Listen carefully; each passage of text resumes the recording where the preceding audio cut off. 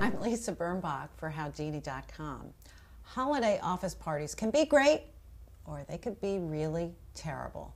How to behave, how to get through one, even if it's your first one, you need someone to hold your hand. Luckily, we have Sarah Ivens with us. She's the editor-in-chief of OK in America and the author of Modern Girl Etiquette books in England. Hi, Sarah. Hello.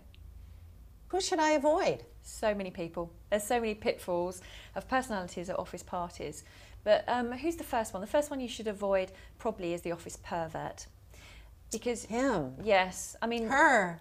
Yes.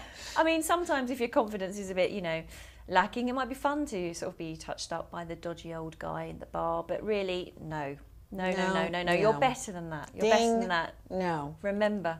So, I mean, you don't want to be put in a situation where, the office pincher is grabbing your bottom. You don't really want that at all. Now, sometimes a person at an office party behaves so differently from the way they behave at the office that you are taken by total surprise. I know, it's scary. It's like they haven't been let out all year. Yes. And all their crazy, drunken pervertedness sometimes comes out in this one night and they go mad. I mean, they're just the crazy people that you should look and observe and think, thank God that's not me. But don't make a beeline for them and go, hey, they look fun. What about the guy who is sort of the big jokester? Do you want to play with him at the party? In a group, but you don't want to be stuck with him and he can have time to think of a little practical joke that he's going to play on you, or, or he's going to be the one that persuades you to get on stage and sort of rap with the DJ. No. So in a group, but don't make him your partner in crime, not really. Now, what about the clinger? The clinger is the worst. He's worse than the office pervert, I think, because the office pervert you can just slap and move away if it gets too bad. Right. The clinger, well, you can slap and they'll still keep clinging. Really, really bad. I mean, if you have to pretend that you need to go to the loo and you need to run to the restroom, do it. Just do anything you can to get away from them. But really, try and find another kind of, if they do make a beeline for you, find another clinging, slightly strange person and match them up. Because then they can have little clinging heaven together for a little while. They can be Velcro. Yeah, exactly. Exactly. They'll still be there the next morning.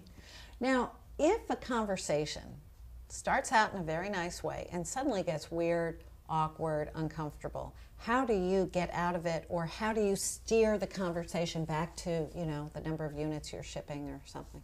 Yeah, very, very interesting that. So I think what you have to do is just say, pretend you just had an amazing thought. Really, always talk about Angelina. Everyone always wants to talk about Angelina. So throw out a fact like, that you've heard on the radio or something.